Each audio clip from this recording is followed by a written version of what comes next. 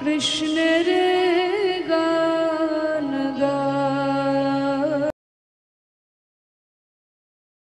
একবার এসে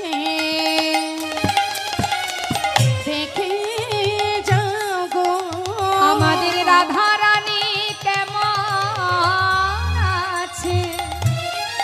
তুমি একবার এসে দেখে যাও ওই রাধা রানী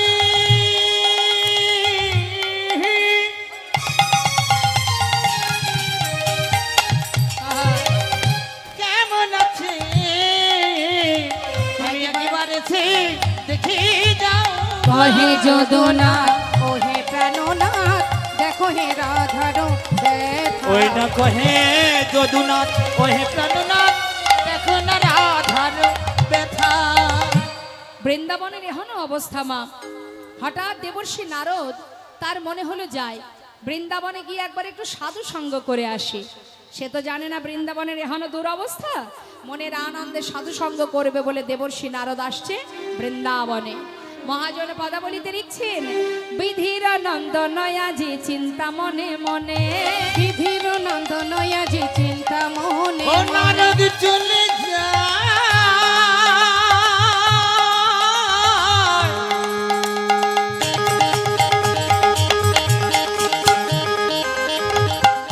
বৃন্দাবনের পথে পথে চলে যায়।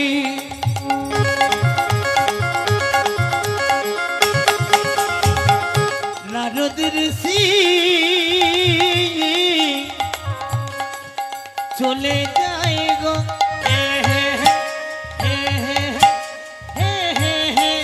বিধির নন্দনয়া যে চিন্তা মনে মনে, কোথা রহু কৃষ্ণ ভক্ত হেরিব নয়নে, কোথা রহু কৃষ্ণ ভক্ত হেরিব নয়নে। দেবশ্রী নারদ যাচ্ছে বৃন্দাবনে, সাধুর সঙ্গ করবে, বৈষ্ণব সঙ্গ করবে। তার বাহনটা কি বলুন তো? দেবশ্রী নারদের বাহন কি? ঢেকি। হ্যাঁ, তো যাচ্ছে দেবশ্রী নারদ। মহাজন বলে দেখো দেখো এত চিন্ত দেবী ঋষি ঢেকিতে চড়িয়া, এত চিন্ত দেবী ঋষি ঢেকিতে চড়িয়া, এত চিন্ত দেবী ঋষি ঢেকিতে চড়িয়া, দেখিতে দেখিতে যায় উলসিত হইয়া, দেখিতে দেখিতে যায় উলসিত হইয়া, দেখিতে দেখিতে যায় উল্লসিত হইয়া। মনে আনন্দ ধরছে না, কিন্তু যেতে যেতে কি হলো, একটা তাপ এসে তার গায়ে লাগলো। পথে যেতে যেতে যদি তাপ লাগে গায়ে, আমরা কি করি? চারিদিকে দেখি না যে কি বাবা কি জানি কোথাও আগুন ধরে গেল নাকি, এত তাপ কোথা থেকে আসছে। চারিদিকে দেখতে দেখতে হঠাৎ কি দেখছে, তপ্তদর্শী দেবী ঋষি চারিপানে চায়, তপ্তদর্শী দেবী ঋষি চারিপানে চায়, কোথা হতে তাপ আসি লাগে মোর গায়ে, ওটা কোথা হতে তাপ আসি লাগিল মোর গায়ে। কোথায় এসে তাপ লাগছে, তাপটা কোথা থেকে আসছে? যত ভাবছে ভাবতে ভাবতে যখন বৃন্দাবনে প্রবেশ করেছে বাবা, প্রবেশ করে দেখছে বৃন্দাবন কৃষ্ণ সখী বিরহে সবাই কাতর। ওই বিরহের তাপ দেবর্ষী নারদের অঙ্গে। দেবর্ষী নারদ মনে মনে ভাবছে, আমি মনে করি আমি ভগবানের বড় ভক্ত, কিন্তু আজ বৃন্দাবনে না এলে জানতে পারতাম না যে আমার থেকে বড় ভক্ত এই বৃন্দাবনবাসী, যারা কৃষ্ণ ছাড়া এক মুহূর্ত থাকতে পারে না। সবাইকে কাঁদিয়ে, হে প্রভু তুমি দ্বারকায় রাজা হয়ে বসে আছো, কত সুখে আছো তুমি, আর কতজনকে কাঁদাবে তুমি।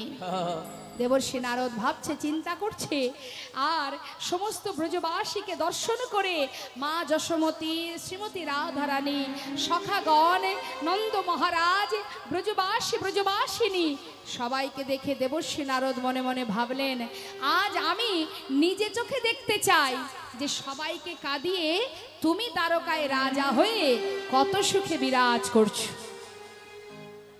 দেবর্ষী নারদ বললেন, ওরে বিনা, যার নাম করলে জগৎবাসী সবাই কাঁদে, যার নাম করলে কষ্ট পেতে হয়, দুঃখ পেতে হয়, আজ থেকে সেই নাম আর গাইবি না। আজ থেকে ভুলে যাও ওই নাম, যে নাম করলে আশ্রয় তত্ত্ব জেনে, যে নাম করলে বিষয় পাওয়া যায়, সেই নাম কর। আজ আমি রাধা নাম গাইতে গাইতে দ্বারকায় যাব, দেখব মহারাজ তুমি কত সুখে সেখানে আছো, সবার চোখে জল ফেলিয়ে তুমি কত আনন্দে দিন কাটাচ্ছ। তাই নিজের বীণাকে বলছে, ওরে বীণা ভুলে যা কৃষ্ণ নাম, বল বল যন্ত্র রাধা নামে মন্ত্র, বল বল যন্ত্র ওই রাধা নামে মন্ত্র। আজ থেকে যাগ যজ্ঞ ব্রত পূজা কিছু নাহি বলো বলো জয় রাধা নামে মন্ত্র, বলো বলো যন্ত্র রাধা নামে মন্ত্র, যাগ যজ্ঞ ব্রত পূজা কিছু নাহি আর বলো বলো বীণে রাধা নামে বীণে, বলো বলো বীণে রাধা নামে বীণে, বলো বলো বীণে রাধা নামে বীণে, এ ত্রিভুবনে কিছু নাহি আর বলো বলো যন্ত্র রাধা নামে মন্ত্র, আর বলো বলো যন্ত্র রাধা নামে মন্ত্র, যাহা যোগ ব্রত পূজা কিছু নাহি আর। বিনাতে রাধা নাম গাইতে গাইতে দেবর্ষি নারদ যাত্রা করলেন দ্বারকাভিমুখে। যাচ্ছে দেবর্ষি নারদ রাধা নাম গাইতে গাইতে। তাহলে আমরা সবাই মিলে তো যাব, আমরাও তো যাব লীলার সাথে সাথে। তাহলে একবার আমরাও রাধা নাম গাইবো। হ্যাঁ, দেখি তুলুন সবাই মিলে হাত।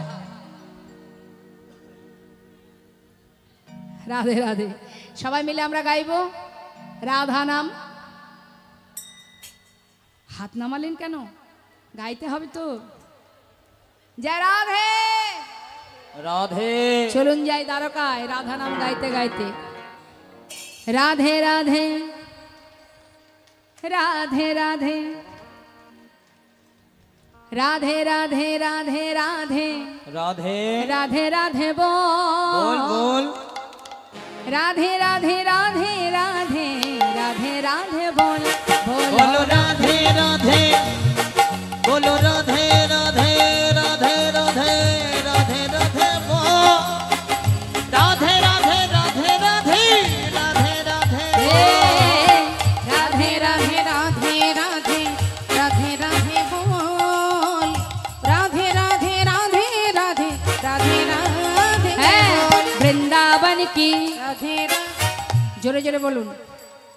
হ্যাঁ, জোরে জোরে গাইবেন কিন্তু, না হলে কিন্তু মিলবে না, স্কেলের সঙ্গে মিলবে না। হাত তুলে বৃন্দাবন কি, আরেকটু জোর হবে, আরেকটু হবে, গাইলেই হবে। হ্যাঁ বলুন বৃন্দাবন কি। মায়েদের কণ্ঠ শুনছি, বাবাদের কণ্ঠ পাচ্ছি না তো। সবাই মিলে উচ্চ স্বরে বলবেন বৃন্দাবন কি, যমুনা মাই কি, রাধা কুণ্ড কি, শ্যাম কুণ্ড কি, গোবিন্দ কুণ্ড কি, বিলাস বন কি, মধুবন কি, নিধুবন কি, কেশি ঘাট কি, বংশী বট কি।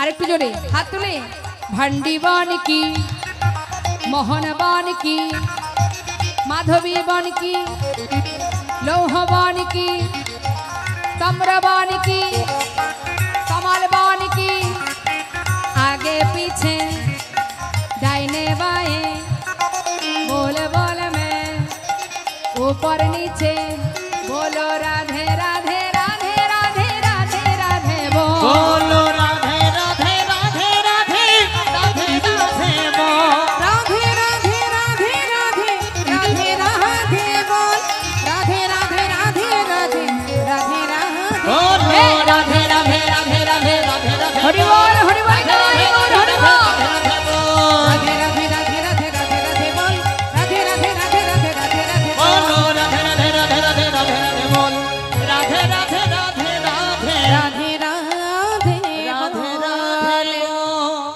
রাধা নাম গাইতে গাইতে দ্বারকাভিমুখে। এখন দ্বারকায় ভগবান কৃষ্ণচন্দ্র সোনার সিংহাসনে বসে আছে। হঠাৎ রাধা নাম শুনতে পেলেন। তার তো উদ্দেশ্য রাধা নাম গোবিন্দকে শোনানো। এখন যেই না শুনতে পেয়েছে মা, সিংহাসনে আর বসে থাকতে পারে? সিংহাসন ছেড়ে ভগবান এবার পথে নেমে আসছেন, আর চিৎকার করে বলছে, ওরে কে শোনালো রে হে রাধা নাম, কে শোনালো রে, ওরে কে শোনালো রে রাধা নাম, কে শোনালো রে, কে শোনালো রে রাধা নাম, কে শোনালো রে। ও যার নাম শুনে এ প্রাণ যার নাম শুনে এ প্রাণ আমার, ওরে আকুল কইল রে রাধা নাম কে শোনালো রে, রাধা নাম কে শোনালো রে, রাধা নাম কে শোনালো রে। ভগবান সোনার সিংহাসন পরিত্যাগ করে পথে এসে দেখছে দেবর্ষি নারদ। দর্শন করা মাত্রই দেবর্ষি নারদকে সসম্মানে ভেতরে নিয়ে গেলেন। মুখের দিকে চেয়ে আছে, জিজ্ঞাসা করছে, দেবর্ষি আমার মন বলছে তুমি বৃন্দাবন থেকে এসেছো, একবার বলো বৃন্দাবনবাসী কেমন আছে। আহা! দেবর্ষি নারদ বলছে, হে রাজন, তাদের কথা ছেড়ে দাও, আমি এসেছি তোমায় দেখতে, তুমি কেমন আছো। তোমাকে দেখে আজ আমার বড় কষ্ট হচ্ছে মহারাজ। কেন একটিবার বলো দেখি, আর কতজনার অভিশাপ নেবে তুমি, আর কতজনকে কাঁদাবে তুমি। আমি মনে পড়ে তোমার সেই কুরুক্ষেত্রের কথা, কত মাকে কাঁদিয়েছো। আজ যে বৃন্দাবনবাসী তোমাকে এত ভালোবাসে, সবাইকে কাঁদাচ্ছ, তাদের প্রত্যেকটি চোখের বিন্দু, জলের বিন্দু তোমার জীবনে অভিশাপ হয়ে দাঁড়াচ্ছে রাজন। একবার বলো দেখি, আর কত অভিশাপ, আর কত অভিশাপ নেবে তুমি। তোমার যে পাপ হচ্ছে, অপরাধ হচ্ছে, কি করব দেবর্ষি আমি? উপায় তো আছে। আমি যদি কোনো উপায় বলি, সে উপায় কি গ্রহণ করবেন মহারাজ? বলো দেখি সেই কি উপায়। সঙ্গে সঙ্গে দেবর্ষি নারদ বললেন, অপরাধ খণ্ডনের জন্য যজ্ঞ করতে হবে। হরি বল। বললে হ্যাঁ, এই যজ্ঞ শুধুমাত্র দাপর যুগে নয়, যুগে যুগে হচ্ছে মহারাজ। ত্রেতায় রামে রাজা ছিল, অশ্বমের যজ্ঞ কইল। ত্রেতায় রামে রাজা ছিল, অশ্বমের যজ্ঞ কইল। এটাতে রাম রাজা ছিল, অশ্বমেতে যজ্ঞ কইল। দানব্রত যজ্ঞ হবে এবে, মহারাজ দানব্রত যজ্ঞ হবে এবে। দানব্রত যজ্ঞ হবে। দানব্রত যজ্ঞ, তার কি কি নিয়ম আছে? শোনো শোনো মহারাজ, এই যজ্ঞের নিয়ম কি? দানব্রত যজ্ঞ অর্থাৎ দান ধ্যান করতে হবে। দান করলে কি হয়? অনেক অপরাধ খণ্ডন হয়ে যায় মহারাজ। তবে দানেরও একটা নিয়ম আছে। আপনি দান করবেন, কিন্তু দান করার সময় আপনি দান করতে গিয়েও তার মধ্যে কৃপণতা করবেন, সে দান কিন্তু বৃথা হয়ে যায়। দ্বারে এসে ভিখারি দাঁড়ালো, ভালো কিছু না দিয়ে যেটা বাদ দিয়ে রেখেছি সেটা দিয়ে দিলাম, এ দান দান নয়। যে জনা যা চাইবে হাসি মুখে দিতে হবে, যে জনা যা চাইবে হাসি মুখে দিতে হবে। যা চাইবে হাসি মুখে দিতে হবে। দান করিবে হাসি মুখে, মহারাজ দান করিবে হাসি মুখে। মহারাজ দান করিবে হাসি মুখে। দান দেবার পরে অহংকার আসে না মা? দেখবেন বস্ত্রদান, অন্নদান, কম্বল দান, অনেক দান ধ্যানের পরে দেখবেন যারা দান করে তাদের ভিতরে অহংকার জন্মায়। আমি এই করেছি, আমি ওই করেছি। তুমি কিচ্ছু করনি, তোমাকে দিয়ে ভগবান করিয়েছে তাই তুমি করেছো, তুমি উপলক্ষ মাত্র, তোমার কোনো ক্ষমতা নেই। কোথা থেকে পেয়েছো তুমি? পৃথিবীটা সৃষ্টি করেছে যিনি, তিনি দিয়েছেন। তোমার হাত দিয়ে সবাই পাচ্ছে, কিন্তু এতে তোমার কোনো কৃতিত্ব নেই। তুমি কর্মটা যদি সঠিক করো, ভগবান তোমাকে আশীর্বাদ করবে। কিন্তু তোমার কর্মে যদি অহংকার ঢুকে যায়, তাহলে যেটুকু তুমি ফল পেয়েছো সেই ফল সুফল হবে না, কুফলে পরিণত হবে না। তাই গৌর হরি। তাই বলছে শোনো মহারাজ, দান করার পরে যদি অহংকার এসে যায়, তাই এই অহংকার দূরীভূত করার আরো একটা উপায় কি, সব শেষে দান দিয়া ভিক্ষার ঝুলি কাঁধে লইয়া, বিশেষ দান দিয়া ভিক্ষার ঝুলি কাঁধে মহারাজ সবই শেষে দাম দিয়া, সবই শেষে দাম দিয়া ভিক্ষার ঝুলি কাঁধে লইয়া, ভিক্ষা মেগে খাবে মন সুখে, মহারাজ ভিক্ষা মেগে খাবে মন সুখে, মহারাজ ভিক্ষা মেগে খাবে মন সুখে, তোমার দানের অহংকার দূরে যাবে, দানের অহংকার দূরে যাবে, দানের অহংকার দূরে যাবে, দানের অহংকার দূরে যাবে, দানে ব্রতের এই তরিতে দানের অহংকার দূরে যাবে, দান ব্রতের এই তরিতে দানের অহংকার দূরে যাবে, দানে ব্রতের এই তরিতে শোনো শোনো হে রাজন, দান ব্রতের এই শোনো শোনো হে রাজন, দান ব্রতের এই তরিতে দানের অহংকার দূরে যাবে, ভিক্ষা মেগে খাবে মন সুখে, মহারাজ ভিক্ষা মেগে খাবে মন সুখে। তাহা শুনি মাধব কয়, আহা, দেবর্ষি নারদের কথা শুনি কহে দেবে চিন্তামণি, নিমন্ত্রণের ভার কে বা লবে। তাহা শুনি মোহনে কয়, চিন্তা কেন দয়াময়, দেবর্ষিরে ভার দাও এবে, দেবশিরে ভারে দাও এবে, তুমি যজ্ঞের ব্যবস্থা করো আর নিমন্ত্রণের দায়িত্বটা দেবর্ষিকে দিয়ে দাও, কারণ সে সদা সর্বদাই স্বর্গমত্ত পাতাল ঘুরে ঘুরে বেড়ায়, তাই না মা? হ্যাঁ, সারাদিন তার কাজ হচ্ছে স্বর্গমত্ত পাতাল তদন্ত করা, তার অলি গলি পথ ঘাট সব চেনা, শুধু তাই নয় তার গাড়িটাও তো ছোট, তাই না? আর খুব সরু, ছোট গলি হলেও চলে যেতে পারবে, তা একমাত্র সেই পারবে নিমন্ত্রণের দায়িত্বটা তার উপরে দেয়া হোক।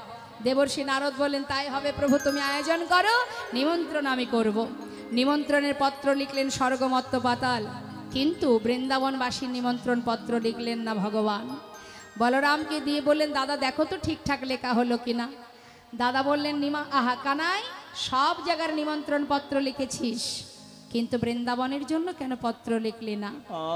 তাহলে তোর এই যজ্ঞে আমারও তো থাকা উচিত নয়, কারণ আমিও তো সেই বৃন্দাবনবাসী।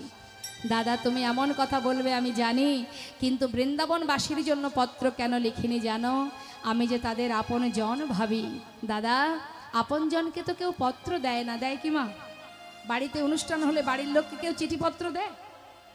দেয় কারা? যারা দূরে থাকে, বাইরে থাকে। হ্যাঁ, তাই দাদা আজ আমি বৃন্দাবনের জন্য পত্র না লিখে আমি দেখতে চাই যে বৃন্দাবন থেকে বিনা নিমন্ত্রণে বিনা পত্রে যে আমার কাছে আসবে, আমি জানবো দাদা তারাই আমার আপন জন। তাই গৌর হরে বল। দেবর্ষি নারদ স্বর্গমত্ত পাতাল নিমন্ত্রণ করতে চলে গেলেন, আর এদিকে ভগবান বিশ্বকর্মাকে স্মরণ করে যজ্ঞের আয়োজন শুরু করলেন। এদিকে কি হলো মা? স্বর্গমত্ত পাতাল সর্বগ্রে নিমন্ত্রণ হয়ে গেল। খবর পাওয়া মাত্রই সবাই যাচ্ছে প্রভাসে, কিন্তু অবশেষে দেবর্ষি নারদ মনে মনে ভাবছে, সব জায়গায় না হয় পত্র দিল, কিন্তু খবর দিতে তো আর বাধা নেই, যাই বৃন্দাবনে অন্তত খবরটা তো দিয়ে আসি। এই ভেবে দেবর্ষি নারদ সব জায়গায় নিমন্ত্রণ সেরে অবশেষে বৃন্দাবনে এসে পৌঁছালেন মা যশোমতীর অঙ্গনে। নূপুরের রুনুঝুনু শব্দ শুনে মা বলে উঠলেন, কে রে? আমি তো চোখে দেখতে পাই না, নূপুরের রুনুঝুনু শব্দ শোনা যায়, তবে কি আমার গোপাল এলি? দেবর্ষি নারদ বললেন, ও মা, আমি তোমার গোপাল নই দেবর্ষি। ও, কেন এসেছিস? কিছু বলবি? তোমার পুত্র গোপাল সে প্রভাস নদীর তীরে যজ্ঞ করছে মা। কানাই বলাই দুই ভাই, তাই তো তার বার্তা এনেছি আমি। আর দেরি করো না মা, এক্ষুনি যাত্রা করো, সবাইকে নিমন্ত্রণ করতে পাঠিয়েছে, তোমাদেরও জানিয়ে গেলাম। মায়ের আর আনন্দ ধরছে না, গোপাল যজ্ঞ করছে, সবাইকে যেতে বলেছে, আনন্দে পাগল মা যশোমতী। ব্রজবাসীর কাছ থেকে একটু একটু করে ক্ষীর সর নবনী চেয়ে নিজে হাতে তৈরি করার ক্ষমতা তার নেই। কতদিন সন্তান হারা অভাগিনী পাগলিনী মা যশোমতী, ক্ষণে চৈতন্য ক্ষণে অচৈতন্য, খবর পাওয়া মাত্রই নন্দ মহারাজকে নিয়ে ব্রজবাসীকে নিয়ে মা যশোমতী যাত্রা করলেন। এদিকে ব্রজবাসী খবর পেল ললিতা বিশাখা চিৎকার করে ডাকছে, রাধে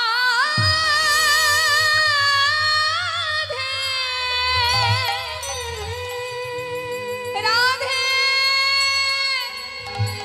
রায়, ও শিগগিরই ওঠ, ওই দেখ দ্বারকা থেকে নারদ এসেছে, তোর বধূ কেমন আছে সে বার্তা এনেছে, তাড়াতাড়ি চল শুনে দেখি সে কেমন আছে। পাগলিনী হয়ে রাধারানী আমার দেবর্ষী নারদের কাছে এসে বলছে, মণিবর আমার বধূ কেমন আছে, বলো না সে কেমন আছে। দেবর্ষী নারদ বললেন, শান্ত হও, সে ভালো আছে, কুশলে আছে। তোমাদের কাছে এলাম কেন জানো? একটা শুভ খবর নিয়ে এসেছি আমি। কি শুভ খবর? প্রভাসেতে যজ্ঞ করে কৃষ্ণ বলরাম, প্রভাসেতে যজ্ঞ করে কৃষ্ণ বলরাম, সেই যজ্ঞের সংবাদ দিতে আমি নারদ যে এলাম। ওই না সেই যজ্ঞের সংবাদ দিতে নারদ যে এলাম, সেই যজ্ঞের সংবাদ দিতে নারদ যে এলাম।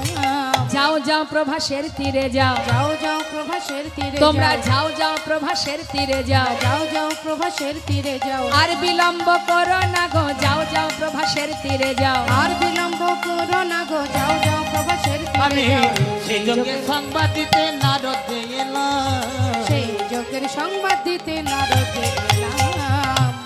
সংবাদ পাওয়া মাত্রই রাধারানী স্থির করলেন, যেখানে আর লীলা হয় না, নৌকা বিলাস ঝুলন দোলনা, হ্যাঁ যত যত লীলা হতো, আজ যখন সেই দেশে আমার বধূ নেই, এখানে আমি আর থাকব না।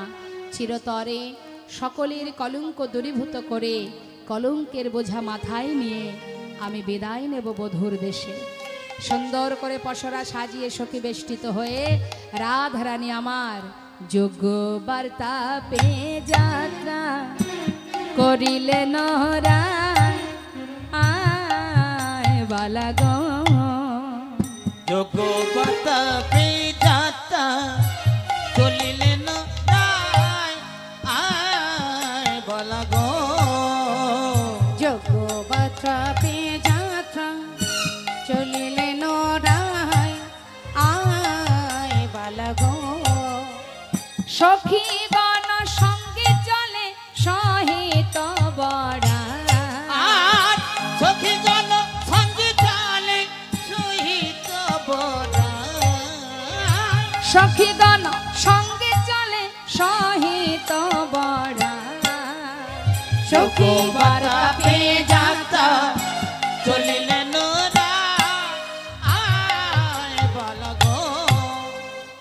কি করলেন মা? যজ্ঞের বার্তা পেয়ে যাত্রা করলেন রাধারানী।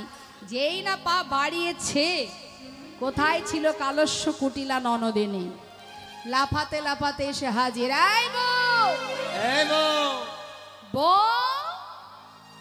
সেজে গুজে সখীদের নিয়ে যাওয়া হচ্ছে কোথায়? ছি ছি ছি ছি, লাজের ঘাটে মুখ ধুসনি রে, দাদার কুলি কালি দিয়ে কেলে ছোড়ার কাছে যাওয়া। কিরে? তখন কুটিলা কহে, কুটিলে ওই রাখালেতে মন সপিলে, কুটিলা কহে কুটিলে রাখালেতে মন সপিলে, চিরকালে তোর কলঙ্ক গেল না, ওলো রাধেন চিরকাল তোর কলঙ্ক গেল না, ওলো রাধেন চিরকাল তোর, ওলো রাধেন চিরকাল তোর, ওলো রাধেন চিরকাল তোর, ওলো রাধেন চিরকাল তোর কলঙ্ক গেল না। ছি ছি ছি ছি ছি ছি। আচ্ছা মায়েরা বলুন, কুটিলা কি শুধু বৃন্দাবনে আছে? সব জায়গায় আছে। আমরা কুটিলা কথাটা শুনলেই মনে মনে ভাবে বৃন্দাবনে চলে গেল। না, কুটিলা ঘরে ঘরে পাওয়া যায়। কারোর ভালো যে সহ্য করতে না পারবে, অন্যের ভালোই যে খুশি নয়, সেই তো কুটিলমতির কুটিলা। না না, এখানে নেই, সব ভালো এখানে। কুটিলা বলছে দাদার কুলে কালি দিয়ে কেলে ছোড়ার কাছে যাওয়া, ছি ছি ছি বউ, লাজ লজ্জার মাথা খেয়েছিস? কি ব্যাপার, যাচ্ছিস কোথায়?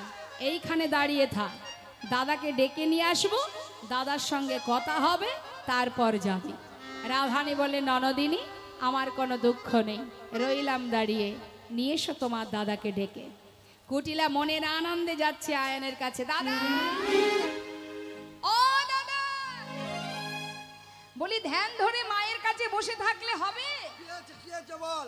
ওই যে ঘরের বউ গো, তোমার লক্ষ্মী, হ্যাঁ, সে যে কোথায় কখন যায় একটু খোঁজ খবর রাখবে না? আমি তো আবার বললেই তোমার রাগ হয়, আমার কথা তো তোমার সহ্যই হয় না। তোমার কুলে কালি দিয়ে যাচ্ছে কেলে ছোড়ার কাছে।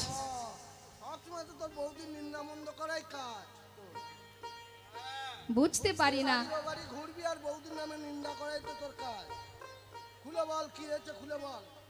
আচ্ছা, একটা কথা জিজ্ঞাসা করি, বৌদি কি তোমাকে, মানে ওই বউ কি তোমাকে শিকড় পাকড়ের রস খাইয়েছে? যা বলে তুমি তাই শোনো? হ্যাঁ, বইয়ের কথায় ওঠো আর বসো। শোনো, আজ হাতে নাতে প্রমাণ পথের ধারে দাঁড় করিয়ে রেখেছি, চলো এক্ষুনি চলো, সত্যটা আজকে সামনাসামনি প্রমাণ হবে। দাঁড়িয়ে আছে সে, দেরি করো না, শিগগিরই চলো। আয়ান বলছে ঠিক বলছিস তুই, এত বড় সাহস তার। শোন কুটিলে, যদি দেখি বউ সত্যি আমায় ছেড়ে যাচ্ছে তার কাছে, ওকে আর বাঁচিয়ে রাখবো না।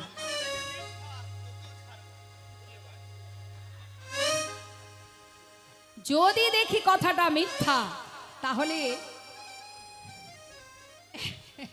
তুই প্রতিদিন এসে আমাকে জ্বালাস, এই জ্বালাটাকে আমি চিরতরে মুছে দেব, মানে তোকে মায়ের চরণে বলি দিয়ে ঘরে ঢুকবো। তাই হবে দাদা, তাই হবে। এখন তো চলো। আয়ান খুব রেগে গেছে মা, রেগে গিয়ে বলছে দাঁড়া, খালি হাতে যাব না, ওই ঘরের বউকে চিরতরে মার চরণে বলি দিতে গেলে আমার একটা অস্ত্র দরকার। ক্রোধেতে আয়ান হয়ে কম্পমান, ক্রোধেতে আয়ান হয়ে কম্পমান, ওষি তুলে নিল হাতে, ক্রোধেতে আয়ান হয়ে কম্পমান, ওষি তুলে নিল হাতে। কাঁপিতে কাঁপিতে দাঁড়ালো আসিয়া কুটিলার সম্মুখেতে, কাঁপিতে কাঁপিতে দাঁড়ালো আসিয়া কুটিলার সম্মুখেতে, কাঁপিতে কাঁপিতে দাঁড়াইয়া কুটিলার সম্মুখেতে। এই দেখ ওষি নিয়ে এসেছি, এই দেখ ওষি নিয়ে এসেছি, এই দেখ ওষি নিয়ে এসেছি, এই দেখ ওষি নিয়ে এসেছি, কুলের কাটা দূর করিতে, এই দেখ ওষি নিয়ে এসেছি, আমার কুলের কাটা দূর করিতে, এই দেখ ওষি নিয়ে এসেছি। ওই না কাঁপিতে কাঁপিতে দাঁড়াইয়া কুটিলার সম্মুখেতে, কাঁপিতে কাঁপিতে দাঁড়ালো আসিয়া কুটিলার সম্মুখেতে। হ্যাঁ, দেখতে পাচ্ছিস কি আছে, আজ ওর একদিন আর আমার একদিন। তাড়াতাড়ি করে কুটিলা ওষিটা হাতে নিয়ে সোজা একেবারে রাধানীর সামনে। ছি ছি ছি ছি ছি, এই বউ, আমায় ছেড়ে যাচ্ছিস কোথায়? আমি তোর স্বামী, তুই আমাকে ছেড়ে যাচ্ছিস কোথায়?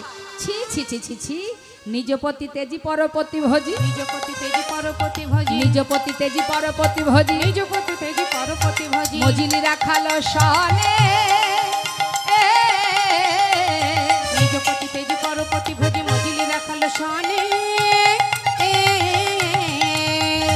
হলো পুণ্যকালে ঘুচাবো জঞ্জালে, এই ছিল তোর কপালে, হলো পুণ্যকালে ঘটাবো জঞ্জালে, এই ছিল বুঝি কপালে। আহা রাধে তোর প্রাণ না শিব, রাধে তোর প্রাণ না শিব, রাধে তোর প্রাণ না ওই শিব, না রাধে তোর প্রাণ না শিব, ফুলের কাটা দূর করিব, রাধে তোর প্রাণ না শিব, আমার কুলের কাটা দূর করিব, রাধে তোর প্রাণ না শিব। হলো পুণ্যকাল ঘুচাবো জঞ্জালে, এই ছিল তোর কপালে, হলো পুণ্যকালে ঘটাবো জঞ্জালে, এই ছিল কপালে।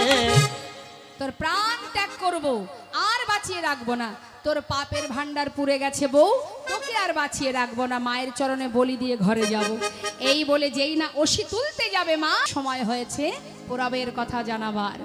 রাধারানী দেরি না করে যোগমায়াকে স্মরণ করলেন। যোগমায়াকে স্মরণ করা মাত্রই কালী মূরতি হয়ে রাধারানী দাঁড়ালেন। হরিবল হরিবল। নবকদম্বিনী যিনি রসের পরিপাটি, নবকদম্বিনী যিনি রসের পরিপাটি,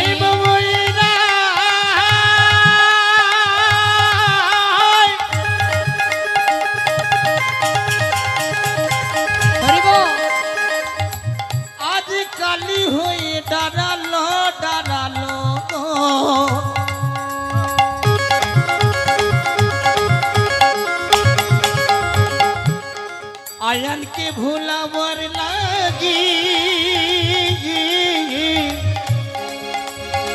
কালি হয়ে দাঁড়ালো নবকদম বিনি যিনি রসের পরিপাটি ওই না নবকদম রিনি ঝিনি আজ রসের পরিপাটি নীল শাড়ি খসাইয়া পরায় অরুন্ধতী নীল শাড়ি খসাইয়া পরায় অরুন্ধতী কালী মূরতি হয়ে রাহে দাঁড়াইল ওই না কালিয়া মূরতি ধরে রায় দাঁড়াইল কালিয়া মূরতি হয়ে রায় দাঁড়াইল যেই না কালী মূরতি হয়ে রাধারানী দাঁড়িয়েছে আয়ান সেই কালী মূরতি দর্শন করে ছুটে গিয়ে রাধারানীর চরণ ধরিল ওই না ছুটে গিয়ে রাধারানীর চরণে ধরিল ছুটে গিয়ে রাধারানীর চরণ ধরিল ওই না ছুটে গিয়ে রাধারানীর চরণে ধরিল ক্ষমা কর রায় ক্ষমা করো রায় ক্ষমা কর রায় একবার ক্ষমা করো না ওই চরণের অপরাধী ক্ষমা কর আমি রায় ওই চরণে অপরাধ ক্ষমা করো রায় ওই চরণের অপরাধী ওহে প্রেমময়ী রাধে ওই চরণের রায় অপরাধী গৌর হরি বল। প্রেমময়ী রাধে ওই চরণের অপরাধী ওহে প্রেমময়ী রাধে ওই চরণের অপরাধী ওহে প্রেমময়ী রাধে ওই চরণের একবার অপরাধী ক্ষমা করো না ওই ছুটে গিয়ে রাধারানী চরণ ধরিল ছুটে গিয়ে রাধারানীর চরণে ধরিল বলে উঠলেন রাধারানী ওরে ভেবে দেখ পুরবের কথা তুই ছিলি সুতাপা ঋষি বিষ্ণুচরণে সাধনায় সন্তুষ্ট হয়ে প্রভু বলেছিলি বলো সুতাপা তোমার কি বর চাই তুই বলেছিলি তোমার বামে যে লক্ষ্মী তাকে আমার ঘরের পত্নী রূপে পেতে চাই ভগবান বলেছিল এবার তুমি চেয়েও না আমাকে লক্ষ্মী ছাড়া করো না আরও তো জগতে অনেক কিছু আছে সে বর চাও কিন্তু কোনো কথা তুই শুনিসনি কঠিন সাধনা করেছিলি সাধনায় সন্তুষ্ট হয়ে প্রভু বলেছিল সুতাপা তুমি কি তোমার মত বদলেছ না আমার একটাই বাসনা তোমার যে তোমার যে বামে লক্ষ্মী তাকে পত্নী রূপে পেতে চাই ভগবান বললেন বেশ তোমার বাঞ্ছা পূর্ণ হবে কিন্তু আমি বলেছিলাম রে সুতাপা জগতে এত কিছু থাকতে তুই যখন আজ আমাকে তোর ঘরের ঘরণী করে রাখতে চাস প্রভু যখন বর দিয়েছে অবশ্যই তোর ঘরের ঘরণী আমি হব কিন্তু তুই হবি নপুংস আয়ান কিন্তু রাধারানীকে মাতৃজ্ঞানে ভালোবাসতেন সেই পুরাবের কথা মনে পড়া মাত্রই আয়ানের চৈতন্য হলো আয়ানের হলো চৈতন্য বলে শ্রীমতী তুমি ধন্য ভ্রান্তে চিত্তে না পেরে বলেছি কত কুবচন আমি ভাবতে চিনতে না পেরে বলেছি কত কুবচন দেহে প্রাণ থাকতে যখন সেই যুগল দেখতে পেলাম না হে রাধে হে বিনোদিনী তোমার চরণে নিবেদন অন্তিম সময় যখন আসবে যেন তোমাদের যুগল দর্শন পায় জটিলা কুটিলা বলে উঠলেন ওরে বউ এতদিন তোকে ঘরে বেঁধে রেখেছিলাম তোদের যুগল দর্শন পাওয়ার আশায় কিন্তু ভাগ্যে হলো না বিদায় নিয়ে চলে যাচ্ছিস যখন শুধু একবার কথা দিয়ে যা মৃত্যুর আগে যেন তোদের যুগল দেখতে পায় রাধারানী সবাইকে আশীর্বাদ করে সবাইকে বিদায় দিয়ে সখী বেষ্টিত হয়ে এসে পৌঁছালেন দ্বারকায় এসে দেখছে কি মা স্বর্গমত্ত পাতালের সমস্ত ভক্ত চলে গেছে যজ্ঞ শুরু হয়ে গেছে চারটে দরজায় বন্ধ লেখা আছে প্রবেশ নিষেধ যজ্ঞ শুরু হয়ে গেছে তো শেষে খবর পেয়েছে বৃন্দাবনে তারা এসে দেরি হয়ে গেছে আসতে দরজা বন্ধ প্রথম দ্বারে মা যশোমতী দ্বিতীয় দ্বারে নন্দোপানন্দ ব্রজবাসী তৃতীয় দ্বারে সখাগণ চতুর্থ দ্বারে রাধারানী অষ্টসখীগণ নেতায় গৌর হরিব দ্বারে দাঁড়িয়ে জিজ্ঞাসা করছে সখীগণ আয় দাঁড়ি দ্বার ছেড়ে দে ভিতরে যাব দাঁড়ি বলছি এই বেশি তো ভিতরে যাওয়া যাবে না শুদ্ধ বসন পরে এসো গঙ্গা থেকে স্নান করে এসো যেই বলেছে গঙ্গা থেকে স্নান করে এসো সখীগণ মৃদু মৃদু হাসছে মা হেসে বলছে ওরে দাঁড়ি কে রে তুই জানিস কতটুকু বলি শোন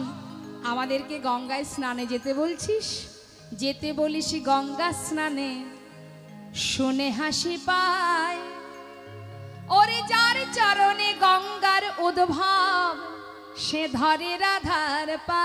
সে ধরে রাধার পাও। তোদের যে মহারাজ যার চরণে গঙ্গার সৃষ্টি সে আমাদের রাধারানীর চরণ ধরে কুল পায় না, আর তুই কিনা বলছিস গঙ্গায় স্নানে যেতে। যা যা, ছিছি বলতে লজ্জা হয়, চিঠি বলতে লজ্জা হয়, ছিছি বলতে লজ্জা চিঠি হয়। বলতে লজ্জা হয়। ওরে যার চরণে, আহা যার চরণে গঙ্গার উদ্ভব সে ধরে রাধার পায়। ওই যার চরণে গঙ্গার উদ্ভব সে ধরে রাধার পায়। চিঠি চিঠি বলতে লজ্জা হয়, আমাদের বলতে লজ্জা হয়। এই যে ও দাঁড়ি, তুই এক কাজ কর, ভিতরে যা, তোদের মহারাজকে গিয়ে বল। কি বলবো? বলগা যা, বলগা যা তোর রাজারে রাজগুরু এসেছে দ্বারে। বলগা যা তোর রাজারে রাজগুরু এসেছে দ্বারে। পায়ে ধরে নিয়ে যেতে বল, ওহে দাঁড়ি। পায়ে ধরে নিয়ে যেতে বল, ওহে দাঁড়ি। কেমন যজ্ঞ করে ওই না কেমন যোগ্য করে রে। গুরু বিনা তোদের রাজা কেমন যজ্ঞ করে। ওই না গুরু বিনা তোদের রাজা কেমন যোগ্য করে রে। পায়ে ধরে নিয়ে যেতে বল, ওহে দাঁড়ি। পায়ে ধরে নিয়ে যেতে বল, ওহে দাঁড়ি। যা যা, হা করে দেখছিস কি? ভিতরে গিয়ে রাজাকে বল সে যেন পায়ে ধরে গুরুকে নিয়ে যায়। আরে বাবা, গুরু ছাড়া কি যোগ্য হয়? তোদের রাজা কেমন যোগ্য করছে? যা যা, তাড়াতাড়ি যা। এদিকে দাড়ি তো দেখে অবাক মা, আমাদের এত বড় রাজা, তার গুরুদেব কিনা এক রমণী রাধানের দিকে তাকাচ্ছে। সখীরা বলছে হা করে দেখার কিছু নেই, তাড়াতাড়ি গিয়ে খবর দে সে যেন গুরুকে বরণ করে ভিতরে নিয়ে যায়। হরি বল। আর এদিকে সখাগণ কানাই কানাই বলে দাঁড়ে দাঁড়িয়ে দাঁড়ি ভিতরে প্রবেশ করতে দিচ্ছে না। কানাই, মনে পড়ে সেদিনের কথা? কত খেলা খেলেছি আমরা বৃন্দাবনে। তুই আমাদের নিমন্ত্রণ না করলে কি হবে? তুই যে যজ্ঞ করছিস শুনে আমরা এসেছি ভাই। ওরে কানাই, তুই একটি বার আমাদেরকে দেখা দে। কাঁদছে। এদিকে মা যশোমতী, তিনি দ্বারে এসে দাঁড়িয়েছে। দাঁড়ি পাগলিনীর বেশ মা, আলু থালু বসন, চোখে জল, পাগলিনীর ন্যায় দাঁড়ে দাঁড়িয়ে বলছে ওরে দাঁড়ি, একটু ভিতরে যেতে দিবি? একবার যেতে দে না।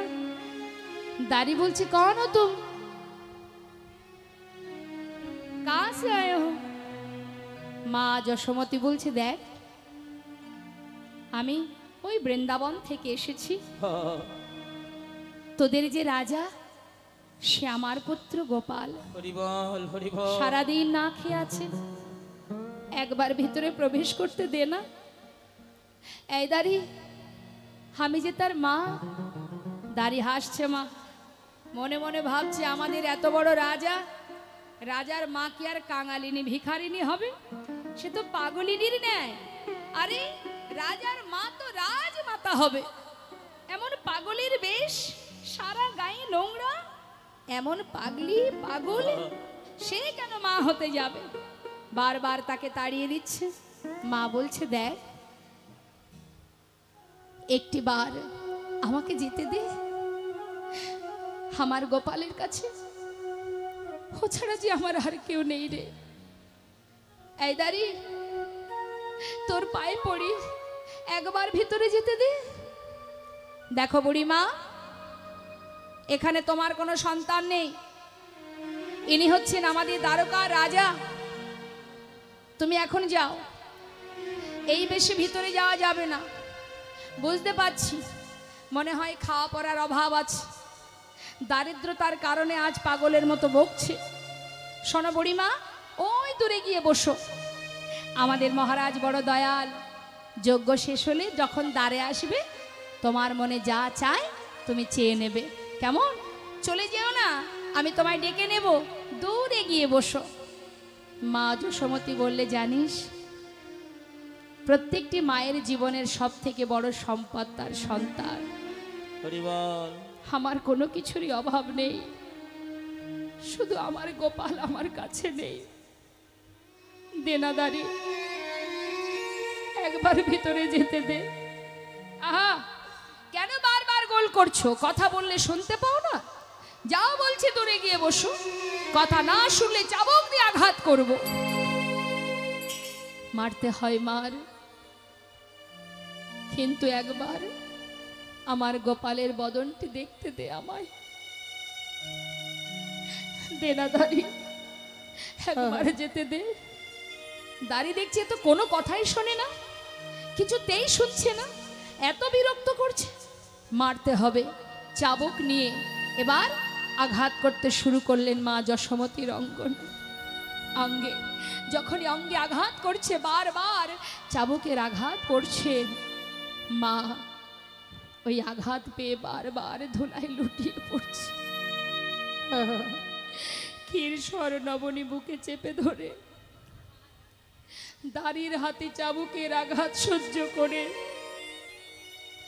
অভাগিনী পাগলিনীর ন্যায় মা আমার দ্বারে বসে কাঁদছে।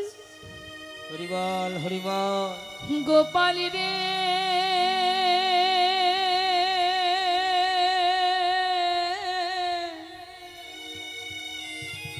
গোপাল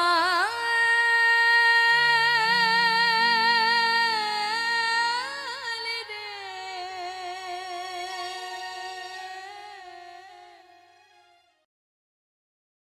গোরা